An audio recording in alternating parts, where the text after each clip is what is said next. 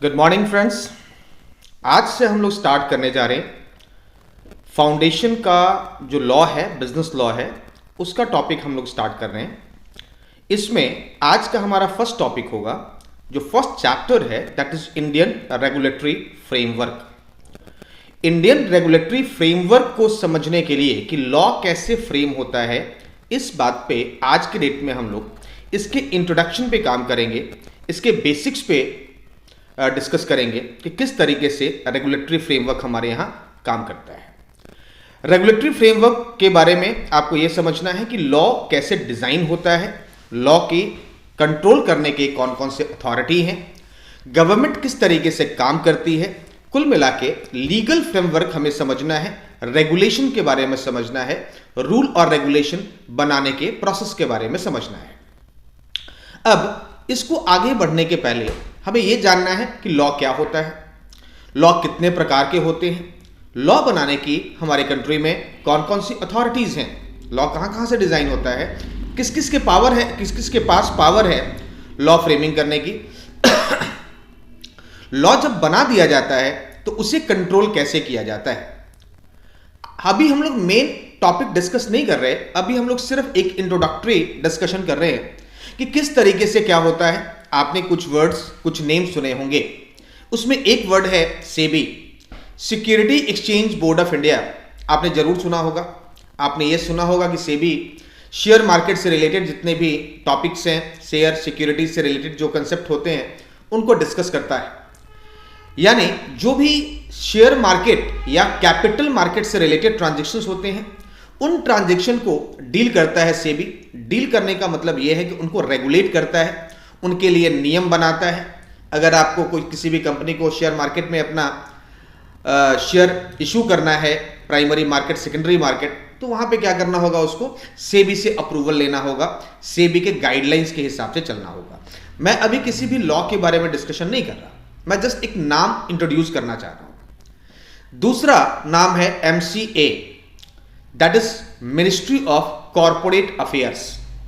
MCA क्या करती है, जितने भी कंपनी एक्ट से रिलेटेड मुद्दे होते हैं, मामले होते हैं, कंपनी एक्ट 2013 उनसे रिलेटेड जो टॉपिक होते हैं, उनसे संबंधित जितने भी प्रोविजंस को लागू करवाने का काम MCA का है।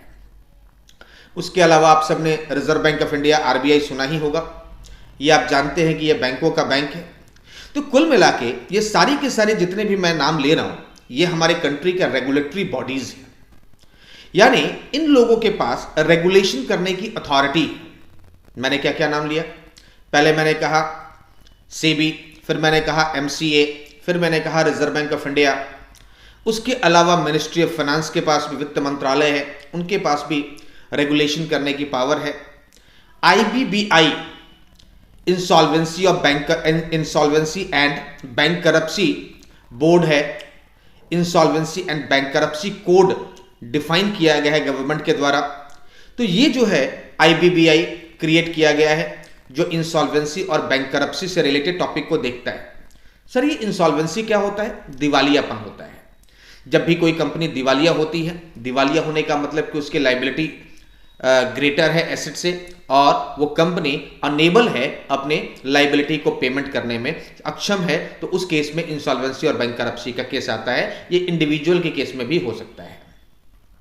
और लास्ट इसमें है ministry of law and justice, कानून मंत्रालय हमारे देश में है। ये सारी क्या है, रेगुलेटरी बॉडीज हैं। रेगुलेटरी बॉडी क्या करती है, जितने भी कानून इससे संबंधित लगाए गए होते हैं, इन कानूनों को इंप्लीमेंटेशन करने का काम करती हैं, इनको चलाने का काम करती हैं। और भी हो सकती हैं, ये सारी बॉडीज का नाम मैंने अभी तक नहीं लिया हुआ है। नाउ इस सबसे पहले एक क्वेश्चन आता है मन में कि कानून कैसे बनता है। तो आपको ये सोच सकते हो या आपको मालूम होगा कि कानून बनाने में पार्लियामेंट जो हमारी है, संसद है, वो हमारा कानून बनाती है। आमतौर पर लोगों को पता है कि देश के जो पार्लियामेंट है उसमें कानून बनता है, जितने भी MP हमने चुने हैं वो लोग कानून बनाते हैं। लेकिन ये पूरी जानकारी नहीं है। कानून के और भी सोर्सेज हैं, लॉ बनाने के और भी मेथड से मीडियम है, हम लोग एक एक करके डिस्कस करेंगे। पहली बात, जब भी आप लॉ वर्ड सुनोगे तो लॉ तभी होना चाहिए जब वो संवैधानिक होगा, यानी जब वो संविधान के मुताबिक जब उसे लॉ का दर्जा, किस स्टेटमेंट को लॉ बोला जाए, यह भी एक सोचना होगा, यानी कहां से जनरेट होगा तो लॉ होगा।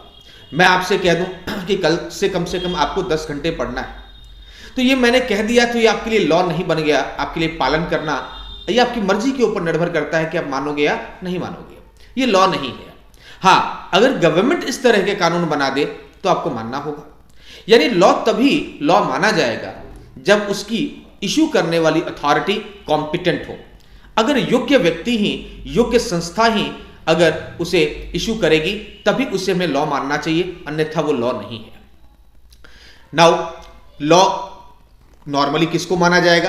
तो हम कहते हैं कि जो पार्लियामेंट है, जो असेंबलीज हैं, वो कानून पास करती हैं, उसे लॉ माना जाएगा। क्योंकि हम एक ऐसे देश में रहते हैं जहां पे डेमोक्रेसी है, और डेमोक्रेसी में पावर उन लोगों के पास है जिन्हें हम लोग इलेक्ट करते हैं, चुनते हैं। और जिन लोगों को हमने चुना है वो हमारे एमपी और एमएलए हैं। और ये चुने गए लोग जो होते हैं, एमपी और एमएलए, ये लोग पार्लियामेंट या असेंबली में बैठते हैं और ये लोग कानून बनाते हैं। चूंकि हम डेमोक्रेसी में हैं तो उन कानून को मानना हमारी जिम्मेदारी होती है। कईयों के मन में आप में से क्वेश्चन हो सकता है कि एमपी एमएलए का प्रोसेस क्या है। हम उसको थोड़ा बहुत ज्यादा तो नहीं डिटेल में, लेकिन डिस्कस करेंगे उसको। पहले हम लोग एक बात करते हैं कि भाई एमपी का मतलब क्या होता है। तो it is a member of parliament. Member of parliament दो तरह के होते हैं। एक होता है लोकसभा एमपी और दूसरा होता है राज्यसभा एमपी। लोकसभा एमपी वो होता है जिन्हें पब्लिक इलेक्ट करती है, चुनती है। राज्यसभा एमपी को पब्लिक सीधे इलेक्ट नहीं करती, नहीं चुनती है। हमारे देश में टोटल लोकसभा की सीटें 543 सीट्स हैं, जबकि राज्यसभा की 250 सीटें हैं। 543 सीटें जो हैं उन्हें पब्लिक इलेक्ट करती है, पब्लिक चुनती है। वो लोकसभा के मेंबर ऑफ पार्लियामेंट होते हैं। मैं अभी बात कर रहा था लोकसभा और राज्यसभा के बारे में। राज्यसभा में 250 जो सीटें हैं उसमें मैंने कहा कि उनमें जो चुनाव होता है वो पब्लिक नहीं करती। उनमें जो चुनाव होता है वो जो एमएलए हैं, मेंबर ऑफ लेजिस्लेचर असेंबली, हर राज्य के चुने जाते हैं। मैं भी एक्सप्लेन करूंगा उसके बारे में भी। वो लोग उन्हें वोट करते हैं। चूंकि वो राज्यों के एमएलए हैं, उनके द्वारा वोट किया जाता है, इसलिए इसका नाम राज्यसभा है।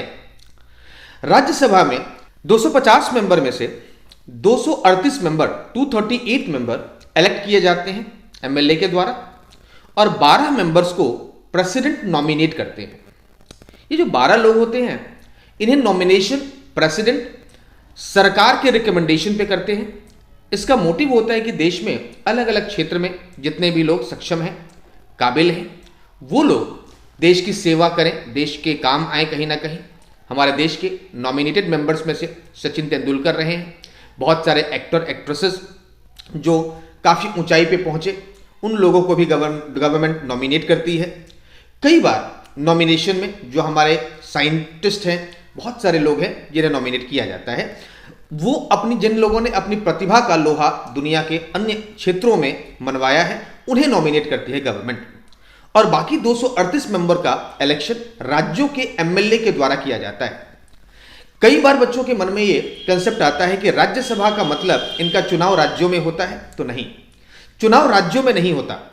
राज्य के लोग नहीं करते, इनका चुनाव राज्यों में चुने गए एमएलए करते हैं। पहले मैं आपको समझाता हूं एमएलए क्या होता है। एमएलए का फुल फॉर्म होता है मेंबर ऑफ लेजिस्लेचर असेंबली। जैसे कि हमारे यहाँ पंजाब, हरियाणा, उत्तर प्रदेश, बिहार, ये अलग अलग राज्य हैं। जैसे मैं दिल्ली की बात करूं तो दिल्ली में 70 एमएलए की दिल्ली की कैपेसिटी है। 70 एमएलए यहां चुने जाते हैं। तो दिल्ली की सरकार है, उस दिल्ली की सरकार में टोटल 70 एमएलए चुने गए हैं। ये सभी पार्टियों के चुने जाते हैं और जिसके पास जो मेजॉरिटी होती है उनकी सरकार बनती है। ये मैं राज्य सरकार की बात करता हूं। जैसे कि दिल्ली में केजरीवाल जी की सरकार है, तो केजरीवाल जी की सरकार में ज्यादातर मेजॉरिटी जो है वो आम आदमी पार्टी की एमएलए है, इसलिए केजरीवाल की सरकार है। उत्तर प्रदेश में मेजॉरिटी जो है, आधे से ज्यादा एमएलए भारतीय जनता पार्टी के हैं, बीजेपी के हैं, इसलिए वहां पे जो गवर्नमेंट है वो बीजेपी की है। यानी एमएलए जो चुने जाते हैं वो लोकल मतलब स्टेट गवर्नमेंट के लिए चुने जाते हैं, राज्य सरकार के लिए चुने जाते हैं। इनका देश की सरकार से कोई मतलब नहीं है। अब ये जो एमएलए हैं, इन्होंने तो चुन लिया अपनी सरकार को, मुख्यमंत्री को चुन लिया, और उनका राज्य सरकार चल रहा है, पंजाब सरकार, हरियाणा सरकार, बिहार सरकार, यूपी सरकार, दिल्ली सरकार, ये सब चीजें एमएलए के चुने जाने के द्वारा होते हैं। लेकिन ये लोग जो एमएलए होते हैं ना, इनका एक और काम होता है, जो हमारा राज्यसभा होता है, उन लोगों के मेंबर का चुनाव भी ये एमएलए करते हैं। यानी ये एमएलए वोटिंग करते हैं राज्यसभा की मेंबर में इलेक्शन करने के लिए। जो मैंने कहा 238 मेंबर का इलेक्शन होता है, वो इन एमएलए के द्वारा किया जाता है। अब देखो हमारे पास कितने मेंबर हो गए लोकसभा में, 543, राज्यसभा में कितने हो गए, 250। अब किसी भी लॉ को अगर पास करना होगा पार्लियामेंट के द्वारा, तो हम क्या करेंगे, लोकसभा से भी उस कानून को पास कराना होगा और राज्यसभा से भी कानून को पास कराना होगा। पास कराने के बाद यह कानून प्रेसिडेंट के पास जाएगा। प्रेसिडेंट के हस्ताक्षर हो जाने के बाद जब सरकार इसे नोटिफाई करेगी, तब जाके यह कानून लोगों पे लागू होगा।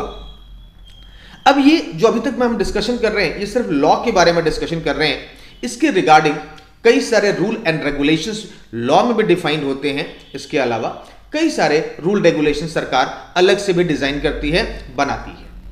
तो अब हमें यह समझना होगा कि पहले तो हमने डिस्कस कर लिया कि पार्लियामेंट कानून बनाती है। तो पार्लियामेंट कौन सा कानून बनाती है, वो कानून बनाती है जो केंद्र सरकार के अधीन है। पार्लियामेंट का मतलब जो हमारा लोकसभा और राज्यसभा, जो केंद्र सरकार के अधीन है।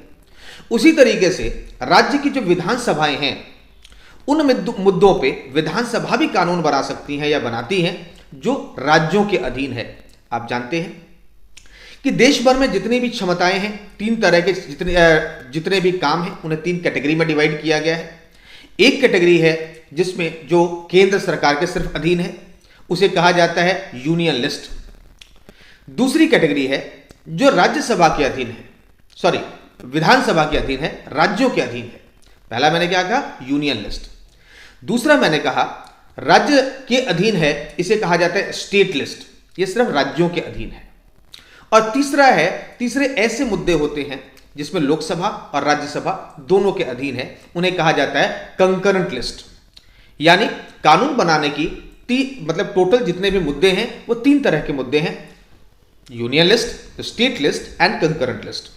यूनियन लिस्ट पे, यूनियन मैटर पे केंद्र सरकार कानून बनाती है। स्टेट मैटर्स पे स्टेट गवर्नमेंट विधानसभा में कानून बनाती है। और जबकि कंकरेंट पे दोनों सरकारों के पास अपनी अपनी क्षमता में कानून बनाने का अधिकार होता है। लेकिन इन सबसे पहले आपको यह जानना है कि सब सोर्सेस संविधान से आता है। यानी लॉ का एक बहुत बड़ा सोर्स कॉन्स्टिट्यूशन है, जो हमारा संविधान है। अभी तक तो हम बात कर रहे हैं कि लॉ बना रही है, लॉ केंद्र सरकार बनाती है, राज्य सरकार बनाती है। लॉ कितने तरह के होते हैं, लेकिन अब मैं इसको डिफाइन करने जा रहा हूं कि what is the meaning of law, what is the definition of law. तो law is a set of obligation and duties imposed by government. सरकार ने जो भी ऑब्लिगेशन एंड ड्यूटीज बनाया है उसे लॉ कहा जाता है। इस लॉ का मोटिव क्या होता है, for securing welfare and providing justice to a society. ये डेफिनेशन आपको याद करना होगा। मैं रिपीट कर रहा हूं, law is a set of obligation and duties imposed by government for securing welfare and providing justice to a society. यानी लॉ क्या है, set of obligation and rules है, ड्यूटीज है। हम जनता, आम जनता के ऊपर सरकार कई तरह के ऑब्लिगेशन, हमारी जिम्मेदारियां तय करती है, हमारी ड्यूटीज तय करती है, जिसका मकसद होता है समाज में वेलफेयर लाना, जस्टिस देना और सरकार को रेगुलेट करना, चलाना। अब ये इंडिया में चाहे हमें सोशल, पॉलिटिकल, इकोनॉमिकल, कल्चरल कोई भी एस्पेक्ट हो, हर तरीके से वेलफेयर एंड जस्टिस देने के लिए जो चीजें बनाई जाती हैं, ऑब्लिगेशन एंड ड्यूटीज डाली जाती हैं, that is called the law. अब लॉ के सोर्सेज क्या है, मैंने अभी आपको कहा लॉ के सोर्सेज में कि एक मैंने कहा पार्लियामेंट कानून बनाती है, फिर मैंने कहा विधानसभा भी कानून बनाती है। क्या और भी कोई तरह का कानून होता है, तो हां, एक और कानून होता है। जब सुप्रीम कोर्ट कोई वर्डिक्ट देती है, कोई डिसीजन देती है, तो वह सिर्फ एक केस से संबंधित डिसीजन नहीं होता। सुप्रीम कोर्ट या हाई कोर्ट्स जब डिसीजन देते हैं तो वो डिसीजन अपने आप में एक लॉ बन जाता है। That's law called the common law. यानी ये भी एक सोर्स ऑफ लॉ है। जैसे कि सुप्रीम कोर्ट ने एक मान लो डिसीजन कोई दिया किसी पर्टिकुलर केस में, अगर उसका अफेक्ट बाकी केसेस पे भी पड़ता है तो उसे भी कहीं ना कहीं जो लोअर कोर्ट्स हैं उनके लिए एज अ लॉ ट्रीट किया जाता है। आम भाषा में हम इसे केस लॉ की तरह से भी कह सकते हैं, ये एक तरीके से केस लॉ है। केस लॉ का क्या मतलब हो गया कि कोर्ट में केसेस जब डिस्कस हुए, उसके ऊपर जब वर्डिक्ट दिया कोर्ट ने, सुप्रीम कोर्ट या हाई कोर्ट ने, तो वो केस का जो डिसीजन है बाकी अन्य केसों पे भी एप्लीकेबल होगा, ये भी अपने आप में एक लॉ बन जाएगा। ये इसका उदाहरण एक बहुत हिस्टोरिकल केस है, साहबानो केस, हम आगे कभी डिस्कस करेंगे इसके बारे में। तो ये कॉमन लॉ है। और कौन से लॉ होते हैं सर? तो मैंने बताया लोकसभा राज्यसभा ने पास किया, जो पार्लियामेंट ने पास किया था। अब सवाल उठता है कि जो भी लॉज पास होते हैं उनको और बेसिस पे भी कैटेगराइज किया जाता है। एक होता है क्रिमिनल लॉ और दूसरा होता है सिविल लॉ। क्रिमिनल लॉ को आम भाषा में फौजदारी मुकदमा कहा जाता है। क्रिमिनल लॉ जिसमें आप किसी के साथ फ्रॉड करते हो, मारपीट, मर्डर्स, ये जो मुद्दे होते हैं ये क्रिमिनल लॉ में डिस्कस किए जाते हैं। जबकि सिविल लॉ में जमीन जायदाद से संबंधित मुद्दे डिस्कस किए जाते हैं। जैसे कि किसी ने किसी की पेमेंट की नहीं की, कोई जमीन है, उसका वास्तविक हकदार कौन है, दो अलग अलग दावेदार खड़े हो जाते हैं, तो किनको जमीन का हिस्सा मिलना चाहिए, यह सिविल लॉ होता है। क्रिमिनल लॉ में सजा होता है, सिविल लॉ में नॉर्मली अलॉटमेंट होता है कि भाई किसको प्रॉपर्टी किसकी होनी चाहिए या किसकी क्या जिम्मेदारी है। क्रिमिनल लॉ ज्यादा सीरियस लॉ है। और तीसरा मैंने आपसे अभी कहा कॉमन लॉ। कॉमन लॉ का सोर्स जो होता है वो प्राइमरली हमारी कोर्ट डिसाइड करती है। इसके अलावा एक और सोर्स है हमारे पास, एक और टाइप ऑफ लॉ है, that is what, principal of natural justice. अगर कहीं पे कुछ नहीं भी लिखा है तो प्राकृतिक रूप से, नेचुरल रूप से जो जस्टिस है वो भी कहीं ना कहीं सबको मानना होगा। किसी के साथ अन्याय नहीं होना चाहिए, किसी के साथ डिस्क्रिमिनेशन नहीं होना चाहिए। हम लोग एक एक करके बात करेंगे इसके बारे में। तो ये सब चीजें कहां से आएंगी, कहां पे आएंगी? Principal of natural justice. तो मैंने अभी 4 तरह का लॉ बताया इंडियन लीगल सिस्टम में। एक मैंने बताया क्रिमिनल लॉ, दूसरा मैंने बताया सिविल लॉ, तीसरा मैंने कहा कॉमन लॉ और चौथा मैंने कहा प्रिंसिपल ऑफ नेचुरल जस्टिस। लेकिन इससे पहले सोर्सेस क्या है? तो सोर्सेस मैंने आपको बता चुका हूं ऑलरेडी। हमारा प्राइमरी सोर्स है कॉन्स्टिट्यूशंस, फिर मैंने बताया लोकसभा राज्यसभा यानी पार्लियामेंट, और फिर मैंने तीसरा कहा विधानसभा यानी लेजिस्लेचर असेंबली, वो एक सोर्स है। चौथा मैंने कहा सोर्स हमारे पास आ सकता है सुप्रीम कोर्ट और हाई कोर्ट की वर्डिक्ट्स, जो उनके डिसीजंस हैं, ये सब भी सोर्सेस होते हैं। अब लॉ मेकिंग प्रोसेस क्या होता है? एक मेरा आप लोगों से क्वेश्चन है कि आप वर्ड गवर्नमेंट सुनते हो, सरकार सुनते हो, तो सरकार शब्द का मतलब क्या समझते हो? एक व्यक्ति सरकार नहीं होता, तो सरकार का मतलब क्या है? सरकार पूरा एक सिस्टम है। सिस्टम में कौन कौन है? जो हमारी पार्लियामेंट है वो भी सरकार के अंग है, जो हमारे प्रधानमंत्री, जो हमारे अन्य मंत्रीगण हैं, मिनिस्टर्स हैं, वो भी सरकार के अंग हैं। उसके साथ साथ सरकार में जितने भी जो ऑफिसर्स हैं वो भी सरकार के अंग हैं। यानी सरकार एक व्यक्ति नहीं है, सरकार एक पार्टी भी नहीं है। जब हम बात करेंगे इंडियन गवर्नमेंट तो आपको ये नहीं समझना कि बीजेपी नहीं, बीजेपी रूलिंग पार्टी में है, लेकिन जब कानून बनाया जाता है तो पार्लियामेंट में बनाया जाता है, और पार्लियामेंट में दोनों दल बैठे रहते हैं, सत्ता पक्ष भी और विपक्ष भी। जब भी चुनाव होता है, जैसे मैंने अभी कहा, लोकसभा में 543 सीट्स होती हैं, उसमें कुछ सीटें एक पार्टी के पास हो, अलग अलग पार्टियों के पास सीटें जाती हैं। आज के समय में बीजेपी और उनके सहयोगियों के पास आधी से ज्यादा सीटें हैं, तो इसलिए उनकी सरकार है। लेकिन पार्लियामेंट में सिर्फ बीजेपी वाले नहीं बैठते, वहां पे कांग्रेस वाले भी बैठते हैं, वहां पे अन्य पार्टी वाले भी बैठते हैं। और जब भी कोई कानून को पास करना होता है तो सभी पार्टी के लोग वोट करते हैं। एक पार्टी का जो सरकार में है वही वोट नहीं करता।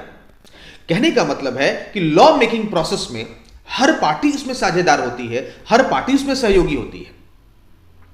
चाहे कोई पार्टी उसके पक्ष में वोट करे, चाहे विपक्ष में वोट करे।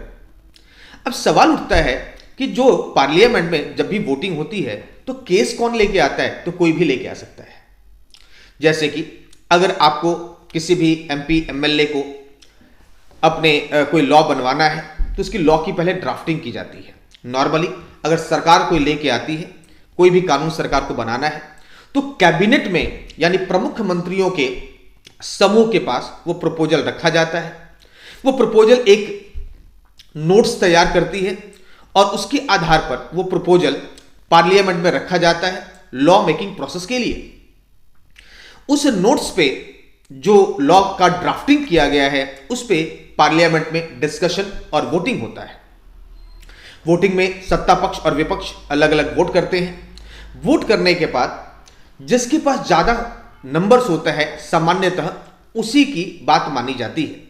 तो चूंकि जो पावर में पार्टी है जैसे कि बीजेपी, तो उनके पास स्वाभाविक तौर पे आधे से ज्यादा वोट होंगे, आधे से ज्यादा मेंबर होंगे, तो उनकी बात ज्यादा मानी जाएगी। इसीलिए सरकार चलाने और लॉ बनाने की प्रमुख जिम्मेदारी वो सरकार की मानी जाती है, यानी रूलिंग पार्टी की मानी जाती है। रूलिंग पार्टी कौन है? जिसकी सरकार है, जिसकी सत्ता है। जैसे कि बीजेपी की सरकार है तो वो रूलिंग पार्टी है। लेकिन कानून बनाने का जो प्रक्रिया है वो पार्लियामेंट में होता है, सिर्फ बीजेपी नहीं कर सकती। और पार्लियामेंट में होने का मतलब यह है कि वहां पर सत्ता पक्ष और विपक्ष दोनों होते हैं, उस पर डिस्कशन होता है, बहस होती है, वोटिंग होता है। जिसके पक्ष में ज्यादा वोट पड़ते हैं वो लॉ पास हो जाता है। सिर्फ एक जगह पास नहीं कराना, लोकसभा में पास हो गया उसके बाद राज्यसभा में भेजना है। नॉर्मली लोकसभा को निचला सदन यानी लोअर हाउस कहा जाता है, जबकि राज्यसभा को अपर हाउस यानी ऊपरी सदन कहा जाता है। तो दोनों सदनों में यह पास कराने के बाद यह कानून बनता है और उसके बाद राष्ट्रपति के पास भेजा जाना होता है। राष्ट्रपति के साइन होने के बाद वो कानून लॉ बन जाता है, वो ड्राफ्ट एक्चुअली लॉ बन जाता है। लेकिन लॉ लागू तब होता है जब सरकार इसे नोटिफाई करती है। अभी मैंने आप लोगों से डिस्कस किया क्रिमिनल लॉ के बारे में, सिविल लॉ के बारे में। क्रिमिनल लॉ से संबंधित जो कानून पहले था उसे कहा गया CrPC, criminal procedure code, code of criminal procedure code. This is the CrPC. ये 1973 में आया था, लेकिन अभी कुछ दिनों पहले गवर्नमेंट ने इन लॉज को चेंज कर दिया है। बात और दूसरा सिविल लॉ जो है उसके लिए कहा गया CPC. It is what? Code of civil procedure. ये सीपीसी था, इसे भी बदल दिया गया है। जो क्रिमिनल प्रोसीजर कोड है उसका सरकार ने उसके बदले जो नया कोड लेके आई है उसे कहा गया न्याय संहिता, न्याय संहिता, भारतीय न्याय संहिता। ये इस तरीके से अभी नए कानून आए हैं। वो हमारे इस टर्म के सिलेबस में नहीं है, वो नेक्स्ट टर्म में वो अपडेट होंगे, तो जरूर हम उसके बारे में डिस्कशन करेंगे। अभी इस टर्म्स में सीआरपीसी और सीपीसी ही एक्सप्लेन आपके सिलेबस के मुताबिक है। तो सीपीसी आया था 1908 में, सिविल प्रोसीजर कोड आया था। इसमें contracts, family law, property law and law of tort discussion में होता है। जबकि क्रिमिनल प्रोसीजर कोड्स में जो क्रिमिनल एक्टिविटीज हैं, जैसे मैंने कहा मारपीट, murders, rape, theft, fraud, cheating, assault, ये सारी चीजें क्रिमिनल लॉ में डिस्कस की जाती है। तीसरा मैंने कहा कॉमन लॉ। कॉमन लॉ वो लॉ है जिसे हमारे कोर्ट्स ने डिसीजन दिया है, यानी इसका प्राइमरी सोर्स जो होता है कॉमन लॉ का वो कोर्ट के वर्डिक्ट्स होते हैं। आपको मैं बता दूं कि इंग्लैंड में कोई रिटन संविधान नहीं है, कॉन्स्टिट्यूशन नहीं है, तो वहां पे जितने भी लॉ हैं वो केस लॉ ही हैं, वो कोर्ट के द्वारा डिसीजन दिए गए ही लॉ हैं। दैट्स वाई इंग्लैंड में जो कॉमन लॉ है वही प्राइमरी सोर्स ऑफ लॉ है। हमारे देश में भी चूंकि संविधान है उसके बावजूद भी सुप्रीम कोर्ट के डिसीजंस होते हैं, वो एक तरीके से कॉमन लॉ के पार्ट्स होते हैं और वो कॉमन लॉ होता है। यहां पर एक वर्ड है that is stare decisis, stare decisis. ये लैटिन वर्ड है। इसका मतलब होता है to stand by that which is decided. मतलब जो कोर्ट में ऑलरेडी डिसाइड हो चुका है उसके साथ हमें खड़े रहना है, यानी कोर्ट ने जो डिसीजन दे दिया हम उसके साथ खड़े रहेंगे। मींस वो एक तरीके से लॉ बन गया। तो इसे कहा गया stare decisis, STARE, and decisis DECISIS। It is not a English word, ये लैटिन वर्ड्स हैं। इसका मतलब है to stand by that what is decided. Last source of type of the law है that is what? Principle natural justice. That is a principle of natural justice. Principle of natural justice जो होता है ना, उसमें क्या है कि किसी के साथ आपको जो फोर्थ टाइप ऑफ लॉ है ना, जो मैंने कहा कि प्रिंसिपल ऑफ नेचुरल जस्टिस, इसमें इक्वालिटी की बात की जाती है, फेयरनेस की बात की जाती है, इसमें बात किया जाता है कि किसी के साथ बायसनेस ना हो, डिफरेंशिएशन ना हो, यानी सबके साथ न्याय हो और किसी के आधार पर उसको डिफरेंशिएट ना किया जाए। लॉ ऑफ नेचुरल जस्टिस और अ प्रिंसिपल ऑफ नेचुरल जस्टिस जब हम बात करेंगे तो इसमें क्या होता है, fairness and equity in decision making.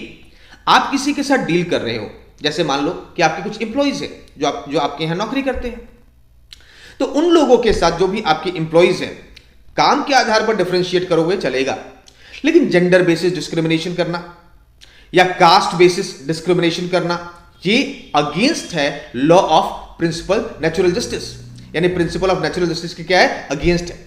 इसके 4 पार्ट्स हैं। पहला है फेयरनेस, दूसरा है रीजनेबल नोटिस। फेयरनेस का मतलब है कि आप हर किसी के साथ बिना किसी पक्षपात के, विदाउट एनी बायसनेस, उनके साथ डील करें और फेयर रहें। दूसरा है रीजनेबल नोटिस, अगर कोई डिस्प्यूट हो, कोई विवाद हो, तो आपकी बात सुनी जानी चाहिए, यानी प्रिंसिपल ऐसा हो कि जिसमें सामने वाले को यह अधिकार हो कि उसकी बात सुनी जाएगी। और तीसरा है इक्वालिटी, सबके साथ इक्वल डिसीजंस लो, सबके साथ इक्वल ट्रीटमेंट करो। And last one is no reliance on matter not presented, जो चीज प्रेजेंट नहीं की गई है उस पर विश्वास नहीं करना है। मैं एक बार और समझाने की आपको कोशिश करता हूं। ये 4 डिस्कशन जो प्रिंसिपल ऑफ नेचुरल जस्टिस मैंने कहा, इसको मोटा मोटी एक बात समझो कि आपको डिस्क्रिमिनेशन नहीं करना, आपको भेदभाव नहीं करना, बायसनेस नहीं करना जब आप डिसीजन मेकिंग अथॉरिटी के रूप में हो तो। फॉर एग्जांपल, कहीं आप नौकरी कर रहे हो और वहां पे जेंडर बेसिस के आधार पर डिस्क्रिमिनेट किया जा रहा है, किसी वुमेन एम्प्लॉइज के साथ कुछ गलत हो रहा है, गलत का मतलब उसको इवन अपॉर्चुनिटी भी नहीं मिल रही है, तो उसके अगेंस्ट वो वुमेन एम्प्लॉय केस कर सकती है, अपने लिए जस्टिस की डिमांड कर सकती है for principle of natural justice. यानी यहां पर आपको क्या करना है, no one should be made a जज इन हिज ओन कॉज। आपके मन में आपको लगता है कि वुमेन एम्प्लॉय काबिल नहीं होगी, इस आधार पर आप जजमेंट नहीं कर सकते। इसे लैटिन में कहा गया है नेमो जुडेक्स इन कॉजा सुआ। इसे लिटरली इंग्लिश में यह कहा गया कि no one should be made a जज in his own cause. Means आपको क्या करना है, किसी भी पूर्वाग्रह प्रेजुडाइज के आधार पर डिसीजन नहीं लेना। यही है प्रिंसिपल ऑफ नेचुरल जस्टिस। अभी मैंने आपसे कहा कि अलग अलग सोर्सेज हैं जहां से लॉ बनाए जाते हैं। इन सोर्सेज में मैंने अलग अलग सोर्सेज का जिक्र किया। मैंने कुछ अथॉरिटी के नाम लिए, जिसमें मैंने आपको कहा मिनिस्ट्री ऑफ फाइनेंस के बारे में। इसे हिंदी में हम लोग बात कहेंगे वित्त मंत्रालय। हमारे वित्त मंत्री आज के डेट में हैं श्रीमती निर्मला सीतारमण जी। निर्मला सीतारमण जी जो हमारे वित्त मंत्री हैं, वो अकेली अथॉरिटी नहीं है। वित्त मंत्रालय का मतलब जो हमारे वित्त मंत्री हैं, उसके अलावा राज्य वित्त मंत्री होते हैं, उसके अलावा और भी जो हमारे ब्यूरोक्रेट्स है, ऑफिसर्स है, ये सब मिला के वित्त मंत्रालय बनता है। वित्त मंत्रालय का मुख्य रूप से काम यह होता है कि देश भर में से जितने भी रिसोर्सेज फाइनेंसेस कलेक्ट करती है with the help of the taxation and other tools, और उनको अलोकेट करती है अलग अलग जगहों पे। आपने हर साल बजट के बारे में सुना होगा, जो सरकार बजट लेके आती है। सामान्यतः यह बजट वित्त मंत्री ही पढ़ते हैं, और बजट को इंप्लीमेंट करना, टैक्स को लागू करना, कहां से गवर्नमेंट के पास रेवेन्यू आएगा और किस तरीके से यह रेवेन्यू डिस्ट्रीब्यूट होगा, यह क्या है, यह वित्त मंत्रालय के काम होते हैं। वित्त मंत्रालय का जो कंसर्न है वो अपने आप में taxation, financial legislation, financial institutions, capital market, state finance, union budget, ये सारे टॉपिक हैं। द चार्टर्ड अकाउंटेंट भी जो है वो कहीं ना कहीं फाइनेंशियल सिस्टम का ही एक अंग होता है। इसलिए चूंकि हम लोग भी टैक्सेशन के फील्ड में काम करते हैं, तो चूंकि टैक्सेशन के फील्ड में काम करेंगे तो हमारा संबंध भी वित्त मंत्रालय और बजट के साथ स्वाभाविक तौर पे हो जाता है। जो अकाउंटिंग स्टैंडर्ड्स वगैरह भी डिफाइन किए जाते हैं, कहीं ना कहीं उसमें वित्त मंत्रालय का रोल होता है। अभी मैंने कहा कुछ वर्ड्स मैंने आपको बताए। पहला मैंने कहा टैक्सेशन, जिसमें आपको पता है मुख्य रूप से इनकम टैक्स, जीएसटी या और अलग अलग टैक्सेशन एप्लीकेबल है। ये कहीं ना कहीं वित्त मंत्रालय डिटरमाइन करता है। दूसरा है फाइनेंशियल इंस्टीट्यूशन। इसमें आप बैंक का नाम ले सकते हो, इसमें नॉन बैंकिंग फाइनेंशियल कंपनीज का नाम ले सकते हो, जैसे कि Muthoot finance, state bank of India, जैसे ये सारी संस्थाएं हैं। Regulatory bodies like SEBI, like ROC, MCA, ये सारी क्या हैं, हमारे फाइनेंशियल इंस्टीट्यूशंस और उनके रेगुलेटरी बॉडीज हैं। उसके अलावा कैपिटल मार्केट, जिसे हम शेयर मार्केट के नाम से जान सकते हैं, मनी मार्केट, ये सभी चीजों का संबंध जो है वित्त मंत्रालय के साथ है। वित्त मंत्रालय एक अपने आप में बहुत पावरफुल मिनिस्ट्री होती है और इसके पास काफी मजबूत शक्तियां होती हैं वित्त मंत्रालय के पास। सरकार वर्ष के शुरुआत में, वर्ष के शुरू होने से पहले हर साल बजट लेके आती है और ये बजट आमतौर पे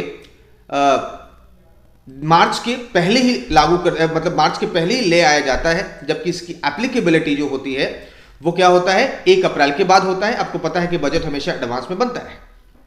तो कुल मिला के मिनिस्ट्री ऑफ फाइनेंस एक काफी मजबूत और एपेक्स कंट्रोलिंग अथॉरिटी है, बहुत हाई पोजीशन पे बैठी हुई एक अथॉरिटी है, जिसको कंट्रोल करने का काम वित्त मंत्रालय और जितने भी सिविल सर्वेंट्स हैं वो लोग करते हैं।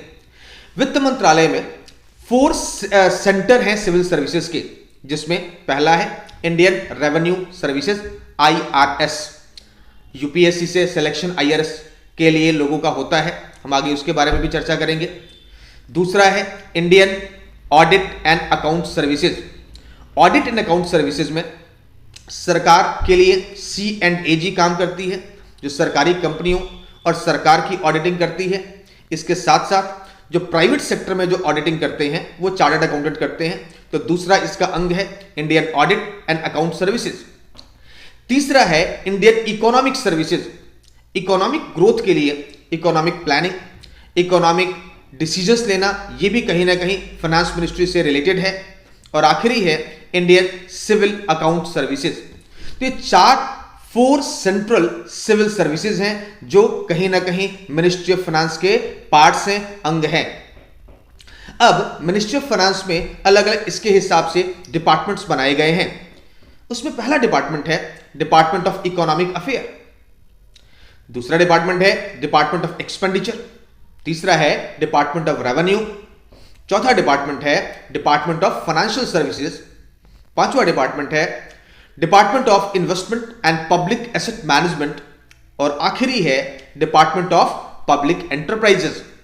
एक एक करके हम थोड़ा बहुत इसके बारे में एक्सप्लेन करने की कोशिश करते हैं, सिर्फ इंट्रोडक्शन देने की कोशिश करते हैं। आपके सिलेबस में इसके बारे में बहुत डेप्थ में है भी नहीं, थोड़ा बहुत आपको आइडिया होना चाहिए कि कौन कौन से डिपार्टमेंट्स होते हैं। ये जितने भी डिपार्टमेंट्स हमने डिस्कस किया, 6 डिपार्टमेंट डिस्कस किया, ये 6 डिपार्टमेंट जो है मैं नेक्स्ट वीडियो में डिस्कस करूंगा। अभी इसको एक एक करके एक्सप्लेन करेंगे। मैं आपको एक वापस फास्ट क्विक रिकैप देता हूं।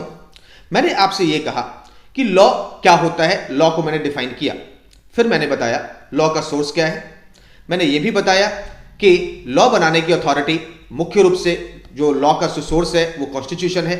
उसके अलावा जो सेंट्रल लेवल पे जो लॉ बनाई जाती है वो पार्लियामेंट के द्वारा बनाई जाती है, उसमें लोकसभा और राज्यसभा दोनों सेंट्रल लेवल ही माने जाते हैं। गलती से राज्यसभा को आप स्टेट लेवल मत मान लेना।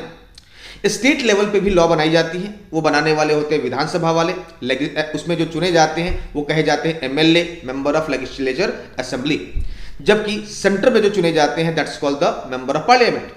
ये लोग जो लॉ बनाते हैं तो उसको नोटिफाई होना जरूरी है जब हम उसको लागू करते हैं।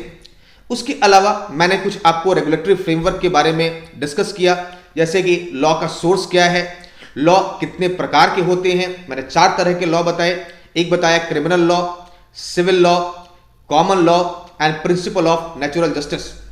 इसके बाद मैंने डिस्कस किया कि हमारे मेजर रेगुलेटरी बॉडीज कौन कौन से हैं, जो मैंने नाम लिए थे उसके अलावा भी बॉडीज हैं बहुत सारी, बट मेजर बॉडी है MCA, ministry of corporate affairs, SEBI, RBI, IBI, IBBI and ministry of finance, and last one was the ministry of law and justice. ये प्राइमरी जो हमारी रेगुलेटरी बॉडीज हैं। फिर हमने डिस्कस किया लॉ किस तरीके से पार्लियामेंट में बनता है, और लास्ट में हमने डिस्कस किया कि फाइनेंस मिनिस्ट्री के 4 मेजर सर्विसेज हैं, और फाइनली हमने डिस्कस किया कि 7 तरह के इसमें डिपार्टमेंट्स होते हैं। आगे फर्दर हम लोग नेक्स्ट पार्ट में डिस्कस करेंगे। Thank you very much.